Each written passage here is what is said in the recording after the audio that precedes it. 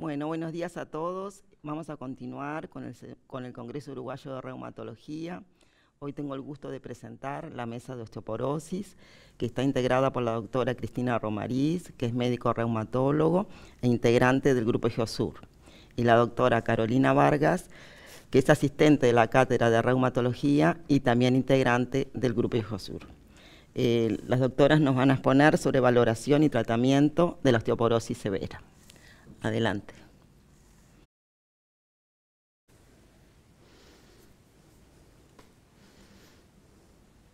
Hola, buenos días a todos. Antes que nada quería agradecer a la Sociedad Uruguaya de Reumatología por habernos invitado a esta charla y al Comité Científico por la selección de este tema tan interesante.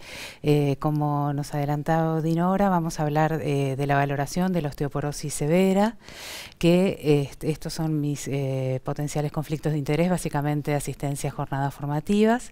Vamos a hablar de la valoración de la osteoporosis severa, sabiendo que es una enfermedad que es habitualmente subdiagnosticada y subtratada, por lo cual es importante tener la sospecha clínica, diagnosticarla, evaluar su gravedad y también sus factores de riesgo y estratificar dichos factores de riesgo.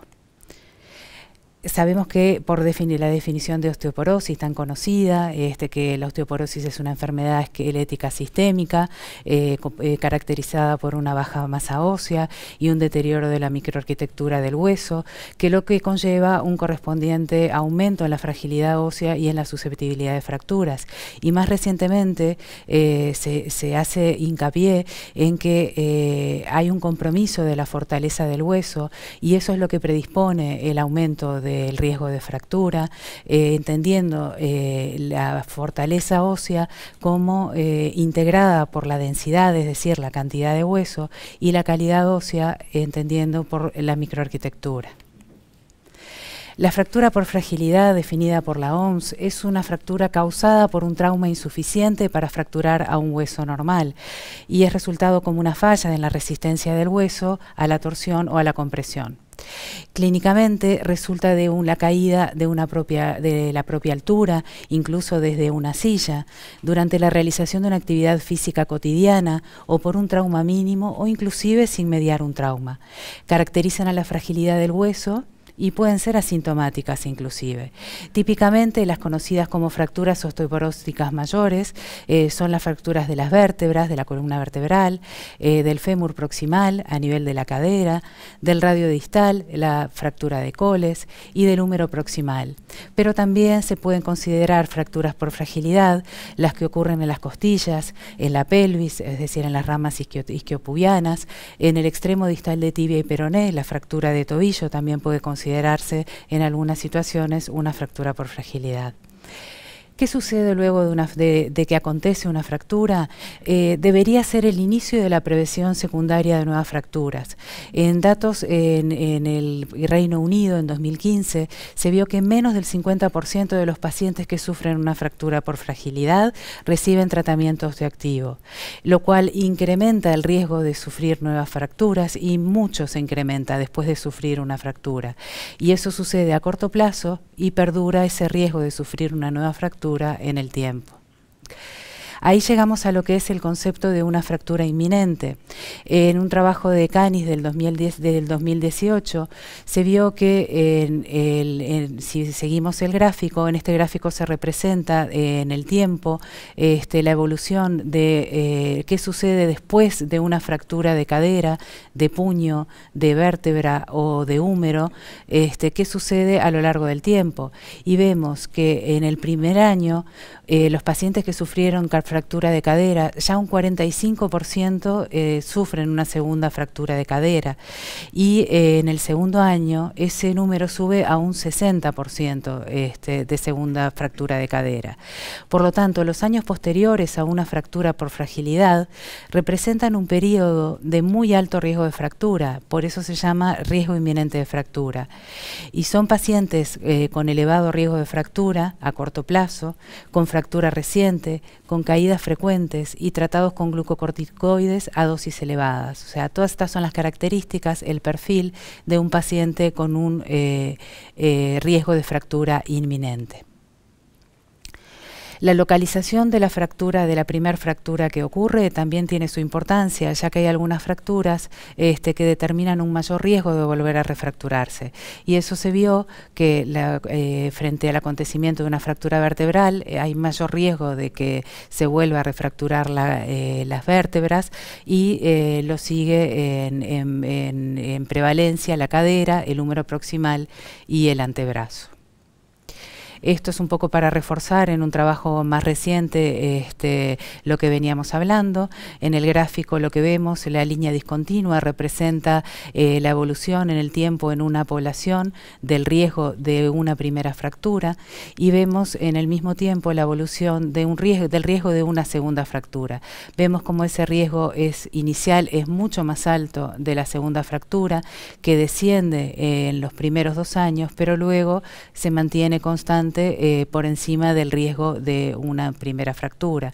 O sea, decimos que el riesgo relativo de padecer una segunda fractura es a los 2 años es de aproximadamente de 5,3, mientras que de forma global ese riesgo relativo es de 1,86. Las implicancias de valorar este riesgo de fractura es poder iniciar el tratamiento de forma precoz en estos pacientes con riesgo inminente de fractura, individualizar el tratamiento antiosteoporótico y plantear quizás una terapia secuencial desde el inicio. ¿Cuáles son los factores que se asocian a fracturas inminentes? Por ejemplo, el hecho de tener una fractura reciente, que aumenta el riesgo prácticamente en 1,86, el hecho de tener fracturas múltiples, la edad del paciente, cuanto mayor el paciente, mayor riesgo de que haya refractura. En el sexo femenino también se vio que hay mayor riesgo de refractura. La localización de la primera fractura, como vimos, las fracturas vertebrales tienden a tener mayor refractura que las de fémur, el tratamiento con glucocorticoides, una densidad mineral ósea baja, factores de reabsorción, de remodelado óseo que indiquen una alta tasa de recambio óseo, la predisposición a las caídas y las comorbilidades. Son todos factores que inciden en las fracturas inminentes. ¿Y qué es entonces una osteoporosis severa? La osteoporosis severa es aquella en la que el riesgo de fractura es extraordinariamente elevado, con inminente riesgo de fractura. Se clasifica en base a 2 parámetros fundamentales, que son la presencia de fracturas por fragilidad, la densidad mineral ósea y cada vez más a un tercero, que es el cálculo del índice de riesgo de fractura de FRAX. Se considera muy alto riesgo de fractura cuando presentan fracturas recientes, múltiples o incidentales, es decir, durante el tratamiento con osteoporosis, o con muy baja densidad mineral ósea o por FRAX.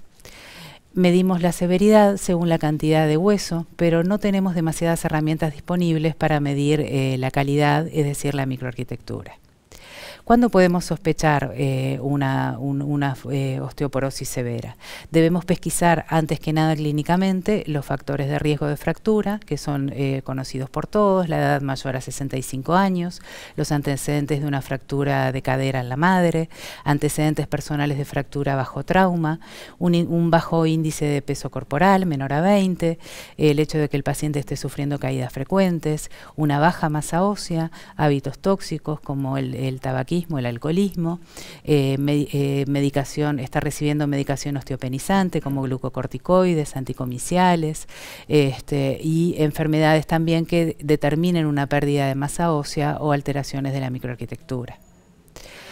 Posibles escenarios en donde sospechar una osteoporosis severa, obviamente en pacientes con osteoporosis posmenopáusica y masculina severas, la osteoporosis inducida por glucocorticoides, la osteoporosis asociada con enfermedades sistémicas con un bajo recambio óseo, es decir, lo que ocurre en la diabetes, en la enfermedad renal crónica, en el mieloma múltiple, que se asocian con una baja calidad ósea. También en la osteoporosis asociada a enfermedades sistémicas, pero que tienen un alto recambio óseo, que eso pasa en el hiperparatiroidismo primario, en la inmovilización por cuadriplegia, por ejemplo. o sea, son como estados más catabólicos. La osteoporosis asociada a enfermedades que producen fragilidad, como la enfermedad de Parkinson, la esclerosis múltiple, la polio, la esclerosis lateral amiotrófica. Y también enfermedades, osteoporosis por enfermedades asociadas con sarcopenia, como el doctor Rossi ayer explicó ampliamente, que producen un déficit de fuerza y una disminución de la masa muscular, y esto ocurre también en síndromes malabsortivos, en la sarcopenia relacionada con la edad y en miopatías de etiologías difusas. Es importante cuando uno inicia la valoración clínica de un paciente con osteoporosis pedir el par radiológico de columna dorsolumbar. Por lo general se recomienda que pedirlas por separado, no la panorámica, y que estén centradas en la séptima dorsal y en la tercera lumbar. Es importante pedir el par radiológico porque hay que ir a buscar las fracturas vertebrales, ya que 30% de ellas pueden ser asintomáticas o haber cursado con una dorsalgia autolimitada, y clínicamente quizás nosotros podamos detectar solamente dolor a la palpación o a la percusión de las apófisis espinosas, o ver en el paciente que tenga un hábito sifótico. En las radiografías lo que vamos a poder apreciar es la deformación en forma de acuñamiento. Se considera que una fractura vertebral está presente cuando hay una disminución mayor de un 20% de la altura con respecto al muro posterior de la vértebra o con respecto a la altura de las vértebras vecinas. Aplastamiento es cuando la reducción de la distancia ocurre en el plano en el platillo superior y en el inferior. Vemos también la forma bicóncava, que es la que tenemos aquí a la derecha, y después algo que depende mucho de la técnica radiográfica, pero es importante visualizar cuando observamos un patrón de desmineralización difusa con pérdida del trabeculado horizontal. Podemos pensar que ya este paciente tiene una osteoporosis que tenemos que confirmar con otros métodos. Ya cuando vemos una desmineralización en la radiografía, podemos pensar que este paciente ya tiene una pérdida de aproximadamente un 30% de su masa ósea. El laboratorio básico que pedimos en osteoporosis es lo que está a la izquierda de la pantalla, que es un hemograma con calcio y fosfatos séricos, calciuria en orina de 24 horas, la dosificación de la 25-hidroxivitamina D, la fosfatasa alcalina total, con esa ya está bien, que se pide en el marco de un funcional y enzimograma hepático para despistar causas hepáticas de aumento de fosfatasa alcalina. Se pide también la albúmina sérica, una función renal muy importante de vista al tratamiento, y los marcadores de remodelado óseo pueden ser una ayuda al inicio de la valoración y en la monitorización, pero no todas las guías están muy de acuerdo. Y en casos seleccionados, para despistar causas secundarias de osteoporosis, ver los anticuerpos antiglutaminasa, el proteinograma electroforético para despistar mieloma múltiple, paratormona, TSH, despistaje de Cushing, dosificaciones hormonales de estrógenos y testosterona, triptasa sérica en el caso de sospechar una mastocitosis, y estudios genéticos para despistar hipofosfatasia o osteogénesis imperfecta. El diagnóstico de la osteoporosis severa por densitometría ósea está la definición de la Organización Mundial de la Salud, donde una osteoporosis severa se define como un T-score menor de menos 2,5 más la presencia de una fractura por fragilidad. Es importante no olvidarnos a la hora que analizamos una densitometría ósea, recordar que la densitometría ósea nos puede dar pistas de que puede estar ocurriendo una osteoporosis secundaria, y eso lo vemos valorando el Z-score, que como vemos en este caso, aquí estamos en el caso de una paciente de 50 años con una osteoporosis, pero que además presenta un Z-score menor de 2, lo que nos pone en la pista de que probablemente haya una causa secundaria de osteoporosis por presentar la paciente una masa ósea que no es acorde para la edad.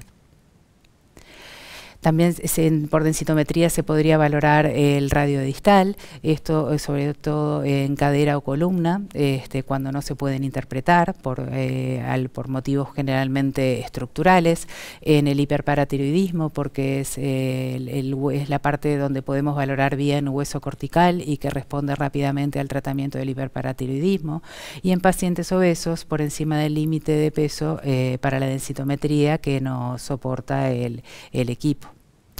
El TB-Score simplemente lo traje, no nos aporta mucho en lo que es el diagnóstico de la osteoporosis severa, porque ya sabemos que va a haber una microarquitectura alterada, pero bueno, es simplemente traerlo a colación porque es algo que de ahora en más vamos a empezar a ver bastante seguido, y nos aporta una información sobre cómo está la microarquitectura ósea, y tiene más que nada utilidad a la hora de clasificar adecuadamente el riesgo de fractura en los pacientes con osteopenia. Una cosa muy interesante que nos brinda la densitometría ósea es la posibilidad de hacer la valoración de fractura vertebral, donde se hace una panorámica de columna con el paciente en decúbito lateral que nos permite con una muy buena imagen muy buena calidad de imagen valorar desde T4 a L4 la altura vertebral. Ahí el técnico pone los 6 reperes de las vértebras y se clasifica mediante la misma clasificación de Jennand en acuñamiento, biconcavidad, aplastamiento, y en grado leve, moderado o leve, moderado, severo, 1, 2 y 3 de Jennand, según las observaciones. Por lo tanto, en métodos de imágenes de osteoporosis hay muchos que incluso evalúan la calidad ósea, pero que no están disponibles hoy en día en nuestro medio. Es, por ejemplo, la resonancia magnética de alta resolución, la tomografía computarizada cuantificada de alta resolución, dan imágenes que parecen biopsias virtuales del hueso, donde uno puede apreciar de una forma muy gráfica el compromiso de la densidad. Lo mismo hay otras imágenes de la densitometría en 3D que bueno, permite ver aquí abajo la forma del fémur distal, y por lo tanto determinar el riesgo que podría llegar a haber. Como herramientas de estratificación del riesgo de fractura, el FRAX es la más recomendable en estos momentos para la determinación del riesgo de fractura. Permite calcular dicho riesgo a partir de una serie de factores de riesgo clínico con o sin los datos de la densitometría. Nos permite el cálculo del riesgo absoluto de fractura osteoporótica mayor y de cadera en los próximos 10 años de esa persona, en edades comprendidas entre los 40 y 90 años y en pacientes de primera vez sin tratamiento previo. A pesar de que está realizado con datos epidemiológicos de fracturas de otros países, tiene utilidad en nuestro medio para la valoración sobre todo de casos de bajo riesgo y de muy alto riesgo. Aquí les puse a la izquierda, es la interfaz. Esto se busca se puede googlear FRAX y aparece la herramienta de cálculo, que es muy fácil de utilizar. Por lo general se recomienda utilizar los datos argentinos por las similaridades entre nuestras poblaciones. A la derecha les puse otra calculadora de riesgo, que es del Instituto Garvan, que es bastante simple y, a diferencia del FRAX, tiene en cuenta, por ejemplo, la cantidad de caídas que tuvo la persona, o sea que es de utilidad por ejemplo, en el adulto mayor con caídas, para no subestimar el riesgo como podría ser, por ejemplo, el FRAX. Y este es un ejemplo de cómo se utiliza el FRAX cuando se cuentan con umbrales de evaluación y de intervención. Es decir, si el riesgo calculado por FRAX es bajo, se indican cambios, cae dentro de la parte verde del gráfico, y se indican cambios de estilo de vida, no tratamiento farmacológico. Si el riesgo es elevado, es decir, que cae en la parte roja del gráfico, sí habría que hacer un tratamiento farmacológico. Si el riesgo es intermedio, es decir, que cae en la parte naranja, se solicita solicita una densitometría y luego se recalcula el riesgo con el dato de la densitometría de cadera. La línea punteada con el que tenemos aquí es lo que se llama el umbral de intervención, es decir, que por encima de ese umbral nos apoya el FRAX para tratar al paciente, por debajo no sería necesario. Las recomendaciones del ACER del año 2019 apoyan el uso del FRAX con o sin la densitometría, al igual que las últimas recomendaciones de la Sociedad Americana de Endocrinología utilizan el RAC y hacen mucho hincapié en el alto riesgo de fractura. Entonces, para terminar, destacamos que la importancia de estratificar el riesgo de fractura radica en evitar tratar a los pacientes que no lo necesitan, en no dejar sin tratamiento a aquellos con alto riesgo de fractura y tratar rápidamente a los que sí más lo necesitan. Un paciente con osteoporosis severa puede ser una persona con un aparente buen estado general, pero es un paciente con un mal pronóstico a corto plazo y con riesgo elevado de compromiso vital si se fractura. Gracias por su atención y quería agradecer también a Laboratorios Gador y Nolver por haber hecho posible esta mesa. Muchas gracias.